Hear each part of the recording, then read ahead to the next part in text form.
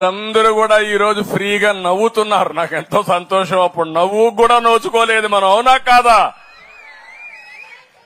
ఈరోజు స్వాతంత్రం వచ్చిన సందర్భంగా మనం గుర్తు చేసుకుంటే స్వేచ్ఛగా మాట్లాడుకోలేకపోయాం, ఫ్రీగా నవ్వలేకపోయాం. ఆ వ్యక్తిని చూస్తే నవ్వితే కొడతారు, ఏడిస్తే మళ్ళా కొడతారు, కేసులు పెడతారు. ఇంట్లో నుంచి బయట రావాలంటే ఇంట్లో హౌస్ అరెస్టులు చేస్తారు.